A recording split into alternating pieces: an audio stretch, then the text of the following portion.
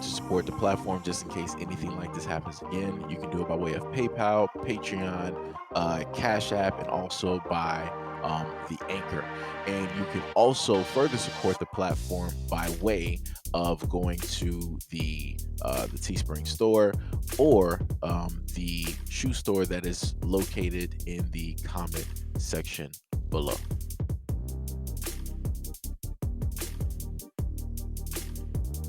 Reach around, take off in this car. I'm gonna make it super easy on you. You put this car in drive, you're getting one right to the chest. I don't care what you got. I don't care if you got bullet to you. But guess what, bro? Now you got to deal with it. But if you pull some bullet and take one to the chest, So you're gonna absolutely, and what? absolutely. If you don't listen, you're done. You understand? For sitting in the car, You gonna comply or no? comply what? I'm If you sitting in leave the your hands right there, you're in trouble. So you're gonna shoot me? I'm sitting in the damn car, bro. I'm sitting in the damn. Move your hands right there. And So I'm under arrest or what, bro? you are most definitely 1,050%. If you do anything other than what you're doing right now, then you're gonna have to make the consequences. For what? I'll make it super simple for you. For what? It's already been acquainted. For what? Already been acquainted. You gonna step out of the car now or no? Am I under arrest? You're detained and you're just out of the For what? right now. If you're refusing to comply to our and our lawful orders at the basement, you're gonna be placed under arrest and you will go to jail and I will tell this car. That's crazy. Los Angeles County traffic stop in which a local rapper was approached by a deputy who threatened that the man would take one to the chest if he failed to comply with exiting his parked vehicle is now under investigation, according to police. Rapper Feezy Lebron was detained by 2 Los Angeles County Sheriff's Department patrol deputies on New Year's Eve while sitting in his car in a South Los Angeles parking lot. It's unclear what happened before the body cam recording picks up, but LASD said in a release, while on the scene, their attention was drawn to a man sitting in a car in the parking lot. In the video, one deputy is already at the driver's open car door and can be seen leaning in toward the driver. When the deputy whose body cam video was released approached, he initially threatened to spray the driver with pepper spray if the man did not get out of the car, and warned the first deputy to move out of the way. Once out of the car, the man is placed in handcuffs and asked if he's on probation or parole, to which he answers no. The deputy accuses him of smoking marijuana in his car, and the man defiantly says that he did not smoke weed in his car, but does have weed in his vehicle, which is legal. Eventually, the man was cited for a missing license plate. James Wheeler, president of the Association for Los Angeles Deputy Sheriffs, a union representing officers at the department, said in a statement that their objectives are to ensure there is a thorough investigation and to preserve due process for those involved. Our values are straightforward and universal, applying to the public and our members alike, regardless of the nature of the allegation. Regarding this specific encounter, ALADS has only secondhand information and an edited audio recording that doesn't capture the incident in its entirety, and we are therefore currently unable to offer a definitive comment, the statement said. The Sheriff's Department is conducting an investigation into this matter, and we are awaiting the outcome of that investigation. So I just want people to understand, right?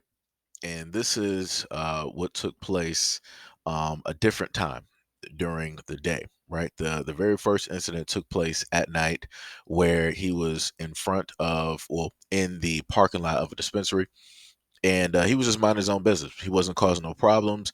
He wasn't doing anything. Notice how the police didn't say that there was a call in the area, there was a disturbance, he looked suspicious, any of those things. They didn't listen, none of that, because they didn't have a reason. And that's all they need. That is their reason. Not having a reason is their reason to directly go to a vehicle and decide that, okay, we just want to bother somebody. We just want to see what's going on here. There was nothing going on. There was nothing going on. They tried to say that, he was smoking, which he states that he doesn't do that in his car, but he does, have marijuana directly on him. But in that state where he's located, it is not illegal for him to have that at all. So that's why he didn't get charged. This is why they tried to find something to charge him with, which was specifically, it had to do with what? A license plate. It was something like real minor. But if it was all that minor, why would you then decide that, okay, you're going to go from opening his car door to then standing in front of him while his car door is open, having a second deputy on the outside of the open car door deciding to state a variety of orders, which there's no need to state any orders. Then you were going to threaten to pepper spray him. Then once you felt that Oh, this ain't working. I'm just going to step it up. So then you decide to go for a service weapon and you proceed to point this directly at him. And not only that, you decided to point this at a person that is unarmed, that is not causing you harm, that is not going to cause harm to your, deputy that is there. None of your lives were ever in danger at all.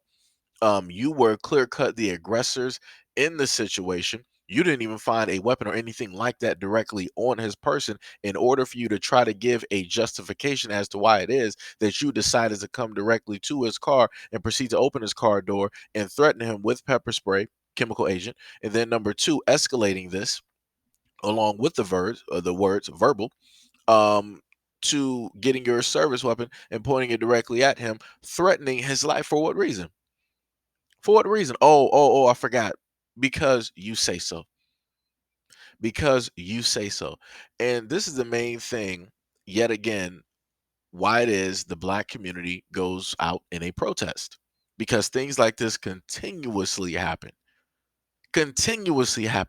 time and time and time and time and time again. We pretty much, I feel like the black community is the only community out here that has a list of a multitude of things, everyday things that we literally can't do because somehow, some way, it's going to be found suspicious and somebody's going to call the police. You can go to the market, police, beauty supply, police, church, police, driving, police, going home, police, going to the park, police, going to the movie theater, police, going to pick up your mail, police, just walking to your car, police, walking to your house, police, watering your front lawn, police, watering your back lawn, police, taking out the trash, police, going to play basketball, police, walking with friends, police, walking with your girlfriend, police, walking by a crowd of people, police, police, police, police, police. Like this is, and I keep telling people, y'all trying to escalate this to some other type of event because that's what it is. All of the things that you basically see with police, and it's primarily a specific group of police that consistently doing it. They're the ones that are trying to escalate this to a certain event to try to have it in chaos mode where they're quote unquote needed. That's what they're trying to do. They're trying to do everything possible to prove that there is a reason that they are needed. And realistically, there's not. Because if every community out here were to really police their own communities, the police would pretty much be obsolete. There would be no reason for them to even be here patrolling the streets. There would be no reason to. There would be no reason to. Realistically, there wouldn't be no reason to. But that's not where we are at this moment in time.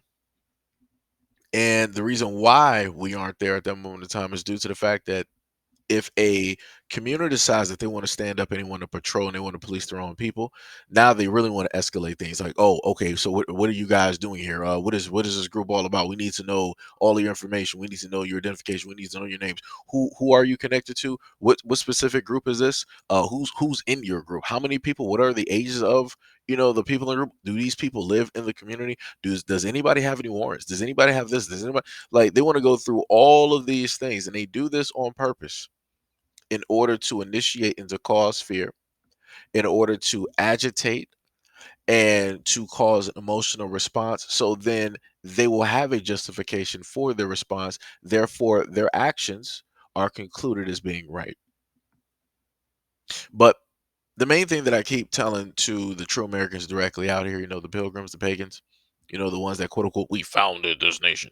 The main thing that I say is that the moment of time that you keep allowing this to take place and you're just smiling, you're okay, and you're fine and dandy because you think your plans of depopulating and getting rid and trying to send people into extinction is going to 100% work so that you can hold on to the little bit of power that you got, even though inevitably you're the ones that in a sense relinquished your own power by way of you trying to destabilize the black community by allowing more people to come in here just because you didn't want black people on the exact same level playing field, and you were willing to pretty much throw away a lot of your chess pieces just for that to happen. And you pretty much you built the perfect storm.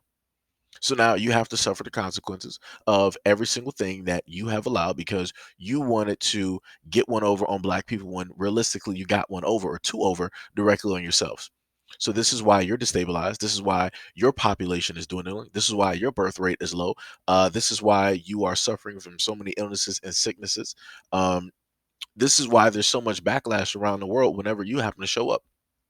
This is why a lot of other people don't technically really want you in their countries, because they know exactly what it is that you're about and what it is that you are going to try to do.